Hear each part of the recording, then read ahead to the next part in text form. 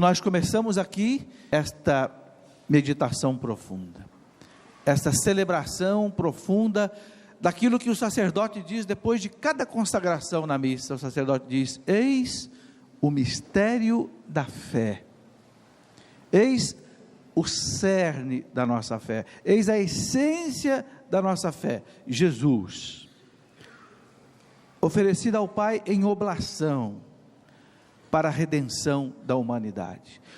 Por que aparece aí essa palavra mistério? Eis o mistério da fé. A palavra mistério quer dizer o seguinte: algo místico, e também, de certa forma, misterioso. Por quê?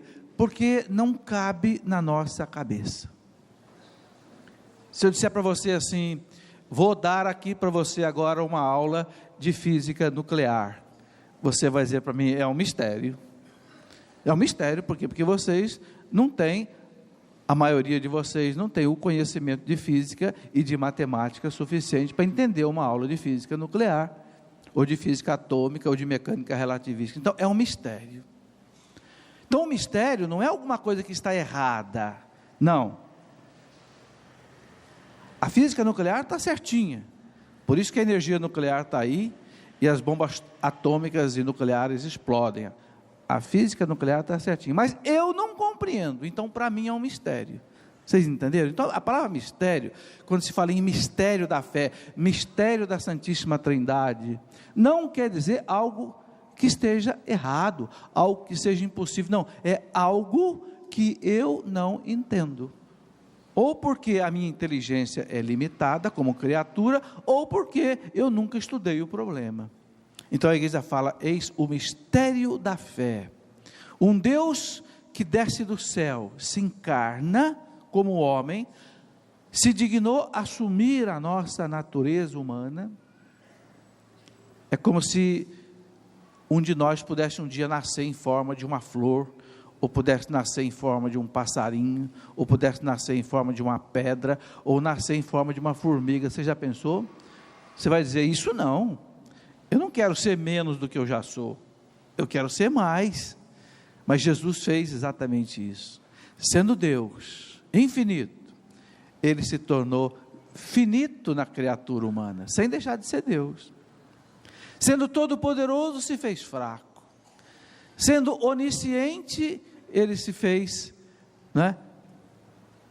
limitado como homem, na sua sabedoria, na sua ciência.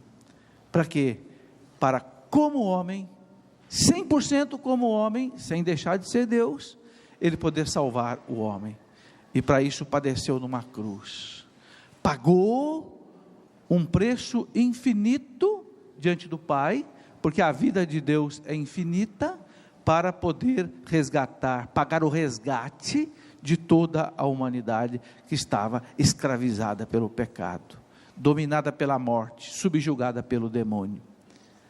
Quando há um sequestro, os sequestradores pedem fortunas para liberar o sequestrado, sob pena de matá-lo. Nós éramos sequestrados, alguém tinha que pagar um preço enorme para libertar toda a humanidade de todos os tempos e de todos os lugares. Libertar de onde? Libertar do inferno, libertar de uma vida eterna sem Deus, libertar da frustração radical que uma pessoa humana pode experimentar. Alguém tinha que pagar esse preço, mas não havia ninguém na terra que pudesse pagar esse preço, porque a ofensa a Deus, ela tem proporções infinitas. Então o próprio Deus só é que tinha condições de pagar esse preço. Então Ele veio pagar o preço. Para isso Ele se fez homem, assumiu, de São Paulo, a nossa maldição, se fez maldição por nós. O Antigo Testamento dizia: maldito aquele que for pregado numa cruz. Ele se fez maldição por nós, mas Ele ressuscitou, venceu a morte, destruiu as cadeias do inferno e nos levou de volta para Deus. É um mistério. Nós não conseguimos compreender todas as nuances, todos os detalhes, todos os desdobramentos disso. A teologia da salvação, a soteriologia, como diz a teologia, né? Soter vem de Salvador, então a soteriologia, a teologia da salvação, é um mistério. Como Deus pode nascer em forma de um ser humano? Pode, porque para Deus nada é impossível. É um mistério de amor. Aí é que está, não é um mistério da ciência, não é um mistério de contemplação apenas, não, é um mistério de amor. Só o amor foi capaz de mover o coração de Deus a fazer isso, e Deus fez, porque Deus nos ama. Eu quero, nesta reflexão, percorrer com vocês algumas palavras de Jesus na Santa Ceia, que começou esta noite. São João, evangelista, a partir do capítulo 13, ele narra isso. Pode pegar a tua Bíblia, quem está com a Bíblia, até o capítulo 17. Veja, São João gastou 5 capítulos para narrar o que aconteceu mais ou menos nessas 4 horas que Jesus esteve com os discípulos lá no cenáculo, lá onde celebrou a Santa Ceia. Então nós precisamos entrar lá dentro. Sinta-se um convidado da Santa Ceia agora, entre lá com Jesus e com os apóstolos, não é? Não entrou nenhuma mulher ali, mas você pode entrar. Jesus agora autoriza você a entrar, né? Sem quebrar nenhum dogma da fé, né? Então, ali Jesus instituiu a Eucaristia, ali Jesus instituiu o sacerdócio cristão, que só a Igreja Católica e a Igreja Ortodoxa tem, o sacerdote, né? Que tem o poder em nome de Jesus de perdoar, de celebrar. Quando ele disse, fazei isto em memória de mim, ele instituiu nesse desejo, ele instituiu o sacerdócio católico cristão. Por quê? Porque ele deu poder, ele deu delegação aos apóstolos de repetir, não repetir, a palavra está errada, de reviver, atualizar aquilo que ele fazia naquela Santa Ceia. Fazei isto em memória de mim. E a igreja faz até hoje. Todas as vezes que se celebra uma missa, e graças a Deus, são celebradas 4 missas por segundo no mundo. Um dia eu fiz essa conta. No mundo tem mais ou menos 400 mil sacerdotes católicos. Se cada sacerdote celebrar uma missa por dia, você dividir pelo número de segundos que tem num dia, é só você dividir por 24 horas, vezes 60 minutos, vezes 60 segundos, você tem 4 aproximadamente. Isso quer dizer que a cada segundo, você tem 4 missas na média. Que beleza! Eu acho que é por isso que o mundo não acabou ainda. Eu acho que é por isso. Eu acho que é isso que ainda sustenta o braço da misericórdia de Deus. Entende? Ou o braço da justiça de Deus, né? A cada 4 vezes por segundo, Cristo é oferecido ao Pai, né, na cruz, pela celebração do sacerdote. Porque Jesus disse, fazei isto em memória de mim. E esse memória não é lembrança, eu quero lembrar isso. O grego tem 2 palavras para falar de memória. Ele tem a mnemone, do grego, né? E tem anamnese. Os médicos fazem anamnese do doente, faz um estudo para saber qual é o histórico do doente para chegar num diagnóstico. Isso é anamnese, é lembrança. A igreja não faz anamnese, a igreja faz mnemone. Qual é o sentido de mnemone? É uma celebração no sentido de reviver, não no sentido de apenas lembrar. Não é anamnese, é mnemone. Fazer isso em memória de mim. Revivam isto, atualizem isto, porque eu estou dando a vocês, pelo sacramento da ordem, o poder de fazer isso. Então, na noite da quinta-feira santa, Jesus, a noite que ele foi traído, foi a noite que ele mais nos amou. Que coisa interessante, né? O cristianismo tem esta identidade, pagar o mal com o bem. Na noite que Jesus, no Horto das Oliveiras, recebeu o beijo da traição de Judas, suou sangue, de desespero diante daquele sofrimento que ele via pela frente, sem recuar, ele naquela noite foi a noite que Ele mais nos amou. Ele instituiu o sacerdócio cristão. Através do sacerdócio cristão você tem o perdão dos seus pecados. Você tem aberto as portas do céu para você. Não importa qual foi o pecado que você cometeu, se você roubou, matou, destruiu, prostituiu, abortou, não importa. Se você estiver arrependido e confessar o seu pecado diante deste sacerdote que o Cristo instituiu hoje, você está salvo. As portas do inferno estão fechadas e as do céu são abertas para você. Jesus nos amou. Deixou o sacerdote para a confissão.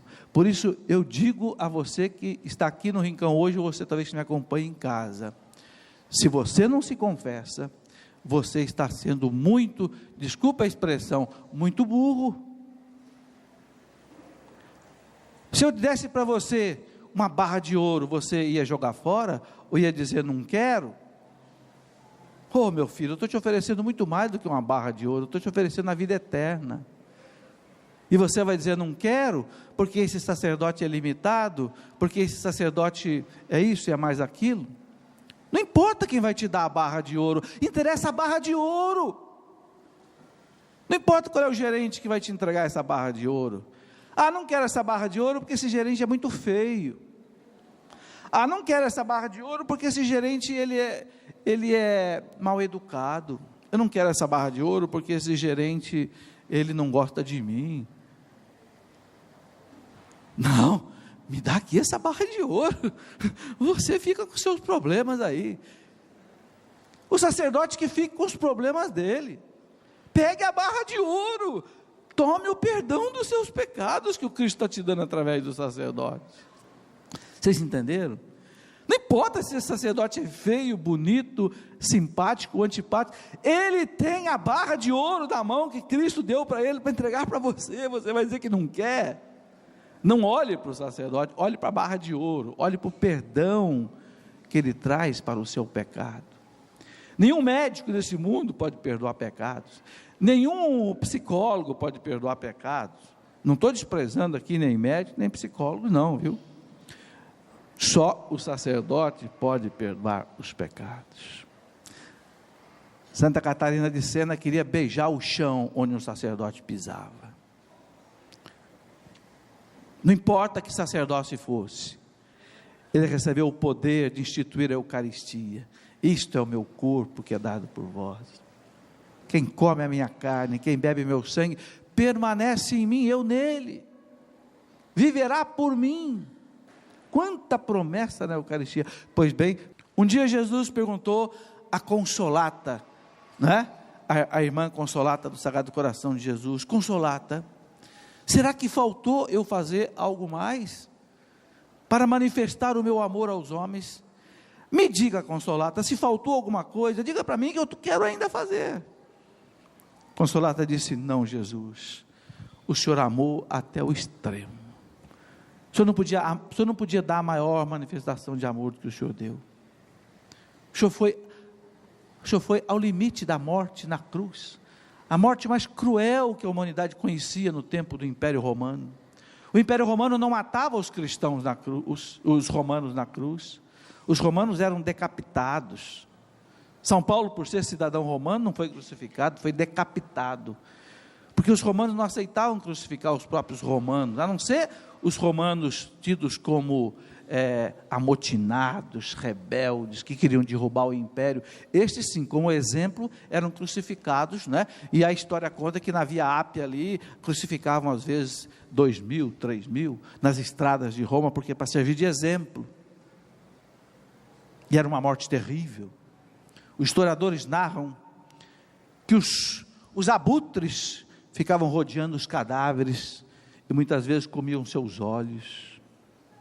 Os cães ficavam no pé do crucificado, lambendo seu sangue. Jesus passou por isso. Evidentemente os abutres não chegaram perto dele, porque os soldados romanos ficaram vigiando ali, não é para evitar os abutres não, para evitar que o povo roubasse o corpo de Jesus. Mas vejam a que ponto Jesus chegou. Então Consolata disse, não, Jesus, não, o Senhor não podia fazer mais nada do que fez. O Senhor chegou ao limite, máximo do sofrimento humano. E São João diz aqui, tendo amado os seus que estavam no mundo, até o extremo os amou. Gente, nós estamos longe, muito longe, primeiro de entender o quanto Jesus nos amou e nos ama, não é amor, ama. Segundo, nós estamos longe ainda de retribuir esse amor a Jesus, muito longe, eu e você. A nossa infidelidade a Ele ainda é muito grande, a minha e a sua. Nós estamos longe ainda de viver aquilo que São João da Cruz dizia. São João da Cruz dizia assim: amor só se paga com amor, não tem outra moeda para pagar amor. Às vezes você tenta retribuir o amor com dinheiro, com presente, mas o amor, ele é transcendente, ele supera tudo. Então, esta é a nossa caminhada, mas Jesus sabe da nossa fraqueza, Jesus sabe que nós não podemos amá-lo como na mesma intensidade com que Ele nos amou. Ele sabe isso, Ele perdoa, mas Ele quer uma coisa de nós, que nós estejamos dispostos a amá-lo. Jesus, na minha miséria, na minha fraqueza, eu não consigo, Jesus, retribuir todo o amor que o Senhor tem por mim, o que o Senhor manifestou, mas Jesus, eu vou fazer o possível, eu vou usar toda a minha liberdade, eu vou usar toda a minha vontade, eu vou usar toda a minha consciência, toda a força da minha alma para te amar. É o que Deus quer, é o que está escrito lá no Antigo Testamento: amarás o Senhor teu Deus com toda a tua alma, com toda a tua força, com toda a tua inteligência, né? Com todo o teu ser. Pronto, se a gente fizer isso, Deus já está satisfeito, porque amá-lo plenamente como Ele nos amou, ninguém será capaz mesmo, mas Ele fica satisfeito com isso, se a gente obedecer os seus mandamentos. Olha o que Jesus diz aqui em João 14:15, na Santa Ceia, não se esqueçam disso, tá? De João 13 até João 17, nós estamos na Santa Ceia. No João 14:15, ele diz assim, veja: se me amais, guardareis os meus mandamentos. Olha que bonito. Quem é que ama Jesus? Eu estou falando de responder essa fidelidade a Jesus. Nós todos amamos, não é? Graças a Deus. Como amar Jesus? O que é amar Jesus? Ele está dizendo aqui: se me amais, guardareis os meus mandamentos. Vocês estão vendo? Então, amar Jesus é mais até do que a gente fazer declarações de amor para Ele. Jesus, eu te amo. Jesus, eu te adoro. Jesus, eu te bendigo, eu te glorifico. Tudo isso é bom e é bonito, mas não pode ser só isso. Vocês já pensaram uma esposa ou um esposo que diga para o outro: meu bem, eu te amo, você é a flor da minha vida, mas depois vai lá fora e adultera? Como é que fica? Não dá, né? Não adianta só a gente fazer manifestações a Jesus de amor, de palavras, não é? Santo Antônio de Pádua, doutor da igreja, dizia assim: nós temos que louvar a Deus com as palavras e temos que louvar a Deus com as mãos, isto é, com os nossos atos. Tem católico que se diz católico, mas que aceita o aborto. Outro católico se diz católico: eu sou católico, mas aceito o divórcio. Eu sou católico, mas eu aceito que se distribua a camisinha aí, como se nós estivéssemos mexendo com gado, e não com gente. Ele usa até uma carteirinha de católico, mas ele não é católico, porque ser católico é obedecer a Jesus, e obedecer a Jesus é obedecer à igreja, não tem saída. Quem não vive isso não é católico. Se me amais, guardareis os meus mandamentos. E quem é que coloca para nós os mandamentos? É a igreja. Por quê? Porque a igreja recebeu isso como missão de Jesus. Jesus está reunido com a igreja na Santa Ceia. A igreja, os 12 apóstolos, o colégio apostólico, hoje o colégio episcopal, ali está reunida a igreja com ele. E ele diz para essa igreja, não é? Por exemplo, lá em Lucas 10:16, quem vos ouve, a mim ouve. Quem vos rejeita, a mim rejeita, e quem me rejeita, rejeita aquele que me enviou. Lucas 10:16, gente, como essa palavra é forte. Jesus dizendo para a igreja, para os seus apóstolos: quem vos ouve, a mim ouve. Quem não ouve a igreja, não ouve Jesus, não é católico. Quem não obedece à igreja, não é católico, não ouve Jesus, não ouve o Pai. Por quê? Porque Jesus está dizendo: quem vos ouve, a mim ouve. Quem vos rejeita, a mim rejeita. E quem me rejeita, rejeita aquele que me enviou, o Pai. Chega de católico fajuto, gente. Chega de católico, metade católico, e metade espírita, metade ateu, metade agnóstico, metade gnóstico, metade... Chega, ou eu sou católico e acredito nessas palavras de Jesus: aquele que me ama, guarda os meus mandamentos. Tem um filósofo, francês, que tem uma grande amizade, inclusive, com o Papa, Jean Guiton. O Jean Guiton escreveu aquele livro bonito sobre Joana d'Arc. Jean Guiton diz assim, que a pior coisa que existe hoje para a igreja são os maus católicos. Pior do que as seitas, pior do que as falsas religiões, pior do que os falsos profetas. A pior desgraça hoje para a igreja é o católico falsificado. Você já pensou se eu der para você uma nota de R$100 falsificada?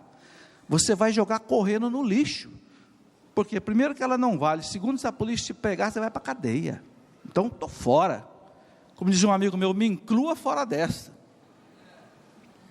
Ninguém quer nada falsificado. Mas as pessoas querem usar o nome de católico, eu acho que porque dá status, não sei se ainda dá status, não sei, a igreja é tão malhada hoje, que eu não sei se ainda dá status ser católico, ou porque é simplesmente por tradição. Meu filho, me perdoe, mas você não é católico, você precisa se converter, e você está atrapalhando a igreja, porque os repórteres vão para você, e fazem pesquisa com você, e depois eles publicam na televisão: olha, 73% dos católicos dizem que aceitam a pílula do dia seguinte, e aceita aborto, e aceita divórcio, e ainda fica jogando na nossa cara. Eu quero dizer para todos esses repórteres, para todos esses institutos de pesquisa, que essas pessoas não são católicas. Por favor, venha fazer uma enquete dessa aqui na Canção Nova.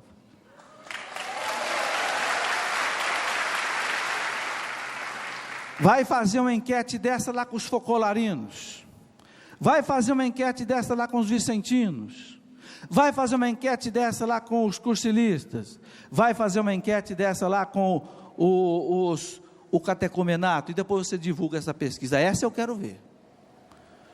Mas não é essa pesquisa que você faz na rua, de gente que é católico, mas não vai à missa, é católico, mas não lê a Bíblia, é católico, mas não se confessa, é católico, mas não comunga, é católico, mas não reza o terço, é católico, mas não conhece a história da igreja, é católico, mas não conhece os sacramentos, é católico, mas nunca viu falar em liturgia, é católico que não sabe o que quer dizer salvação. Que católico é esse? Você conhece algum corintiano que não saiba o time do Corinthians? Você conhece algum corintiano que não sabe se o Corinthians foi campeão, não foi campeão paulista? Claro que não. Se ele é corintiano é porque ele vive, meio por burrice, mas vive aquilo ali. Não é? Agora, católico que não vibra com a igreja, católico que não obedece à igreja, católico que não obedece ao Papa, não é católico. Não é católico, sinto muito. Porque Jesus disse na Santa Ceia, uma das últimas das recomendações dele: se me amais, guardareis os meus mandamentos. E ele deu à igreja a guardar os mandamentos. A última frase que Jesus disse antes de ir para o céu, ele disse para a sua igreja, para os seus apóstolos: ide pelo mundo inteiro, pregai o evangelho a todas as criaturas, ensinai-os a observar tudo que eu prescrevi. Quem crer e for batizado será salvo. Jesus entregou a doutrina, os sacramentos, a salvação na mão da igreja. Ide, vocês que estão aqui comigo, não são os magistrados, não são os professores, não são os médicos, não são os advogados, não são os pedreiros, não são os varredores de rua, são vocês, os meus apóstolos. Ide pelo mundo inteiro. É por isso que a igreja está no mundo inteiro. Não tem uma instituição nesse mundo, não tem um estado nesse mundo, um país nesse mundo que tenha tantos embaixadores como o Papa tem, vocês sabem disso. Que coisa antagônica, que coisa paradoxal. O Vaticano é o menor país do mundo, é um país, vocês sabem, o Vaticano é um estado independente. Ele tem leis próprias, tem vida própria, tem diplomacia própria, né? Tem uma autonomia própria, selada, né, no Tratado de Latrão de 1929, diante do mundo. O Vaticano é um país soberano, tanto é que ele tem representação diplomática na ONU. No entanto, é o menor país do mundo, em território. Se nós fôssemos falar em alqueires de terra, seria não mais do que 13, 14 alqueires de terra, é um pequeno sítio. Meu pai tinha uma fazenda de 100 alqueires de terra, meu pai, imagina, pobre analfabeto. O Papa tem 13 alqueires de terra no Vaticano, não dá nem para construir um aeroporto, não dá, por isso que o Papa pega o avião da Alitalia para viajar, porque é o único governante no mundo que não tem um avião. Ou igreja rica, ou igreja que esbanja. É preciso repensar essas bobagens, né? Que homem rico é esse que não tem um avião? Que chefe de estado é esse que não... No entanto, é o país, vou falar em país para vocês entenderem, é o estado, cidade-estado, a gente fala cidade-estado do Vaticano, que tem a maior representação diplomática no mundo. O mundo tem em torno de 200 países, mais ou menos, reconhecidos pela ONU. O Vaticano tem cerca de 187 núncios apostólicos, isto é, embaixadores do Papa, representantes do Papa. Por quê? Porque Jesus disse: ide vocês ao mundo inteiro, levai a todas as criaturas o que eu prescrevi. Então, a igreja não quer saber, ela vai no Japão, ela aprende a falar japonês, ela vai em Xangai, na China, ela vai lá no Vietnã, no meio da guerra, ela vai na Ásia, na África, na Europa, na Oceania, onde tiver um ser humano, a igreja vai. O braço estendido da igreja é o braço estendido de Cristo. Nós temos que entender isso. A igreja é o corpo místico de Cristo, a igreja é o braço de Cristo, Ele é a cabeça da igreja, mas nós temos que entender, nós Papa, nós bispos, nós sacerdotes, nós diáconos, nós ministros, nós povo leigo, nós somos braços e mãos de Cristo. Onde chega um missionário da igreja, chegou Jesus Cristo. É célebre aquela frase da Madre Teresa de Calcutá, não é? Ela desceu num aeroporto, parece que em Roma, e um jornalista perguntou para ela: Madre Teresa, o que está errado na igreja? Ela disse: eu e você. aí que está errado. Eu e você. Por quê? Porque eu sou a igreja, você é a igreja. Não vem perguntar quais são os erros da igreja, pergunta quais são os nossos erros. Ou você não é batizado? Gente, nós somos igreja. Eu estou aqui na Canção Nova, acompanho o Padre Jonas há 35 anos. Mas eu não estou ao lado do Padre Jonas, por causa do Padre Jonas apenas. Claro que muito por causa dele.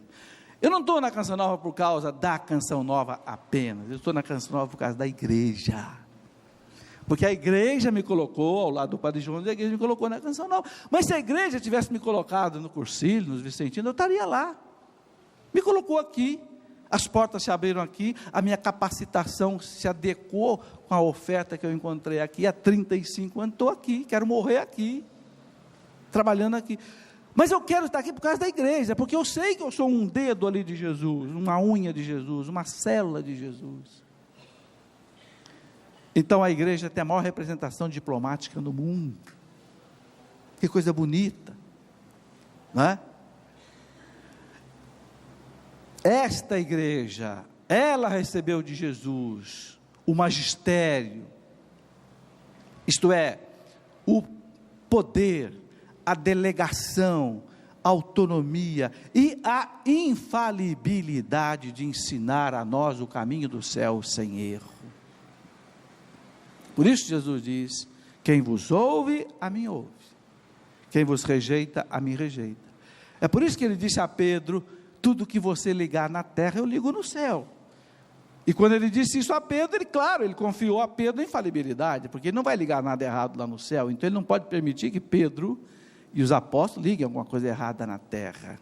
Eu estou falando em termos de doutrina, de fé e de moral, eu não estou falando de ciência, não estou falando de problemas históricos, nem problemas científicos, estou falando de problemas religiosos. A igreja não erra. Por que não erra? Porque Jesus confiou a ela, diz o catecismo da igreja, parte da sua infalibilidade. Que adiantava, gente, Jesus vir à terra, ter deixado conosco o evangelho, ter deixado os sacramentos, mas se ele não deixasse uma salvaguarda para tudo isso não ser desencaminhado, destruído, falsificado, o que adianta? Ele deixou a salvação, mas ele deixou alguém para cuidar dessa salvação, com salvaguardas divinas, que ele colocou. Como é bonito, gente, como é bonito a gente lembrar que essa igreja tem 2000 anos, e nunca foi vencida. Isso é um fato. Eu li há poucos dias uma entrevista, um desses consultores de empresas do mundo inteiro, dizendo que a instituição que mais é retrógrada hoje na face da terra é a igreja. É a instituição que tem um homem só que manda em tudo. Ele é o executivo, ele é o legislativo, ele é o judiciário, ele é o chefe de tudo. E ele diz: essa igreja é a coisa mais arcaica que existe no mundo. Ela reza contra todas as cartilhas de sucesso empresarial.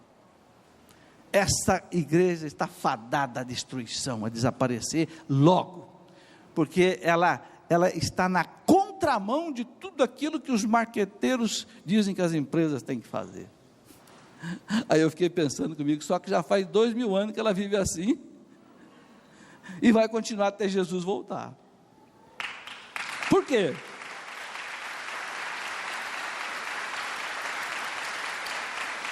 Porque esses homens que não conhecem a igreja, não sabem o que é a igreja, pensam que a igreja é uma democracia, que é o povo que faz as leis. Não é, é Deus que faz as leis da igreja. As leis já nos foram dadas, o catálogo não vem de uma constituinte, o catálogo vem do céu. Segundo essa instituição, não é uma instituição apenas humana, porque é formado de homens e mulheres. Essa instituição é divina, porque a cabeça dela é Jesus Cristo, é o corpo místico de Cristo, a alma é o Espírito Santo. Vocês conhecem aquela música do Espírito Santo? Tem um pedacinho que a gente diz assim: vós sois a alma da igreja. Como é, maestro? Vós sois a vida, sois o amor, vós sois a graça benfazeja, que nos irmana no Senhor. Isso, toca aí. A nós descei, divina. Essa é a alma da igreja. Ajuda aí, Ricardo. Na luz, em nossas almas acender o amor de Jesus, o amor de Jesus. De novo aquele pedacinho: vós sois a alma da igreja. Vós sois a alma da igreja. Está aí, gente, é por isso que essa igreja jamais será vencida. Vós sois a graça benfazeja, vós sois a graça benfazeja, que nos irmana do Senhor, que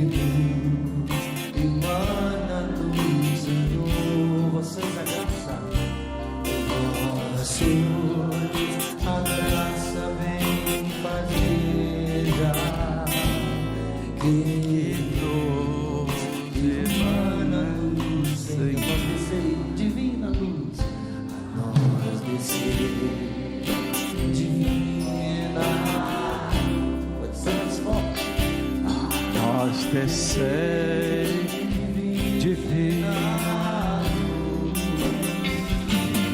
em nossas almas acender o amor de Jesus. Nossas almas, em nossas almas acender o amor de Jesus. Obrigado, Ricardo. Obrigado, maestro. Valeu. Por que essa igreja é invencível? Porque ninguém consegue cortar a cabeça do Espírito Santo. Ninguém consegue prender o Espírito Santo. Ninguém consegue prender Jesus. Quando no século II, século III, século IV, o Império Romano perseguia pesados cristãos. Teve um historiador cristão daquela época, lá do ano 220 mais ou menos, chamado Tertuliano. Tertuliano escreveu uma carta para o imperador romano Antonino Pio, e disse: imperador, não adianta nos perseguir, não adianta nos esfolar, não adianta nos matar. Aí ele disse uma frase que atravessou 1800 anos e chegou até nós: porque o sangue dos mártires é semente de novos cristãos. O sangue dos mártires é semente de novos cristãos. Então, meus irmãos católicos fiéis, meus irmãos católicos de verdade, e se você não é católico ainda de verdade, eu não estou te ofendendo e nem estou te afastando, não. Venha ser católico de verdade. Venha passar uma Semana Santa aqui na Canção Nova, que você sai católico de verdade daqui.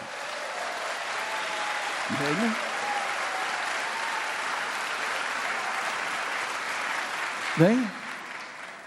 Então eu quero dizer para os católicos que são convictos, católicos, quando você lê essas bobagens que as pessoas escrevem nos jornais, na televisão, contra a igreja, que a igreja é antiquada, que a igreja é obscurantista, que a igreja é medievalista, que a igreja vai acabar porque os cristãos vão acabar, os católicos vão acabar. Você que é católico de verdade, eu quero dizer o seguinte: dê risada de tudo isso. Dê risada, não no sentido de cinismo, de deboche, de desprezar o outro, não, mas dê risada por dentro. Responda para você mesmo: a história desmente tudo isso. 2000 anos de história, o Império Romano, o mais poderoso império que o mundo já conheceu, não conseguiu destruir o cristianismo. E o último dos imperadores que se rendeu ao cristianismo, Juliano, o apóstata, a história o cognominou de apóstata, porque ele quis voltar com o paganismo, não é? Em Roma, que já estava estabelecido o cristianismo. Juliano apóstata morreu lá por volta do ano 390, com essa palavra nos lábios: tu venceste, ó Galileu. Tu venceste, ó Galileu. Por quê? Porque aquele Galileu era lá da Galileiazinha, desprezado, pertencia ao Império Romano, hein? A Galileia pertencia ao Império Romano. Você, Galileu, ele não ousou dizer Jesus Cristo, você, Galileu, derrubou o Império Romano, sem dar um tapa, sem matar uma pessoa, sem usar uma espada, sem usar uma carruagem de guerra. Tu venceste, ó Galileu. E diz o historiador que esse homem morreu com essa palavra nos lábios. Foi o último imperador romano que tentou ainda voltar ao paganismo no Império Romano, mas viu que não dava mais. Por quê? Porque o cristianismo foi semeado no império com sementes de sangue. E quando você semeia com semente de sangue, ninguém mais consegue arrancar essa planta. É por isso que a igreja é cheia de mártires. Todos os lugares onde o cristianismo chegou, meus irmãos, ela regou a terra com mártires. Não sei se vocês já fizeram essa reflexão. Quando o cristianismo entrou na Europa, foi um banho de sangue. Quando o cristianismo chegou lá na Ásia, no Vietnã, na China, foi um banho de sangue. Quando a igreja chegou aqui na América, houve um banho de sangue. Quando a igreja chegou nos Estados Unidos, houve um banho de sangue. Todos os lugares, a igreja primeiro rega o solo com o adubo do seu próprio sangue. E aí essa planta que nasce, ninguém mais arranca. É impressionante, porque é o próprio sangue de Cristo. Nós não somos o corpo de Cristo. Então, quando o seu sangue é derramado, em nome de Cristo, é derramado o sangue de Cristo. E onde o sangue de Cristo cai, meu amigo, esta planta não morre jamais. A igreja, ela tem 2000 anos. Nunca na história dessa igreja, meus irmãos, nunca um papa revogou um ensinamento doutrinário, dogmático de um outro papa. Nunca. Por quê? Porque quem ensina a igreja não são os papas, é o Espírito Santo. E o Espírito Santo, ele não revoga algo que ele mesmo ensinou, ele não se contradiz. O Espírito Santo não pode ensinar para a igreja uma coisa no século X, diferente daquilo que ele ensinou no século V, ou no século XX ou XXI. Por isso o credo que nós rezamos, nesses 20 séculos, é o mesmo credo do século I, é o símbolo dos apóstolos. Aquilo que os apóstolos, vocês sabem por que foi que inventou o credo? Por que a igreja reza o credo? O credo não está na Bíblia, ninguém vai encontrar o credo na Bíblia. Está na tradição da igreja. Por que está na tradição da igreja? Porque naquele tempo, quando começou a catequese forte por parte dos apóstolos e dos demais apóstolos e bispos que foram sucedendo os apóstolos, não se escrevia. Escrever, vocês sabem, era uma coisa muito difícil. Escrever na época de Jesus era uma arte, era uma profissão, chamava-se escriba. Os sujeitos usavam um equipamento especial, era uma pena de ganso especial, com tinta especial, com pele de carneiro, porque em Jerusalém não tinha papiro, o papiro é do Egito. Então escrever, tanto é que quando acharam os pergaminhos de Qumran, é tudo rolo de pele de carneiro. Então, coitado do povo, o povo não escrevia, o povo não sabia nem escrever, nem ler na época de Jesus. Então, o que os apóstolos fizeram? Fizeram o povo guardar o credo, as 12 verdades básicas da fé cristã. Por isso chama-se o símbolo dos apóstolos, o sinal dos apóstolos, a marca dos apóstolos. Quem não vive o credo não é cristão, não é católico. Creio em Deus Pai, Todo-Poderoso, Criador de todas as coisas visíveis e invisíveis, né? O credo mais longo, o niceno-constantinopolitano, ele é mais explícito. Creio em Jesus Cristo, creio na igreja, creio no Espírito Santo, creio na ressurreição da carne, creio na vida eterna, creio, é o nosso símbolo. Por isso, na vigília pascal do sábado, nós vamos rezar esse creio aqui, né? Por quê? Porque é o símbolo da fé. Esse creio, meus irmãos, ele não tem 100 anos, esse creio não tem 200 anos, esse creio tem 2000 anos, 2000 anos, não existe na face da terra uma instituição que reze o seu credo há 2000 anos, a não ser a igreja católica. E alguém vem dizer para mim, que o marketing da igreja católica está furado, que a igreja católica vai acabar, se o Império Romano foi vencido por essa igreja, como diz Daniel Rupes, a cruz, a espada se ajoelhou diante da cruz, o império se ajoelhou diante da igreja, o Império Romano.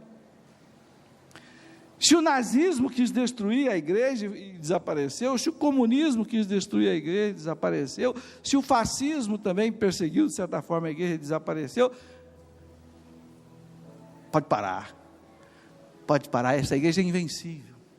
E ela é invencível por quê? Aí que você tem que entender agora, porque ela recebeu de Jesus a missão de nos levar para o céu, de levar o último homem que existia na face da terra para o céu. Então, enquanto Jesus não voltar, a gente não sabe quando, mas enquanto nascer um homem na face da terra, uma mulher na face da terra, antes de Jesus chegar, a verdade salvífica da igreja tem que chegar a essa criatura, porque Jesus não quer perder ninguém. Então, para isso, ele colocou na igreja a salvaguarda da infalibilidade e da invencibilidade.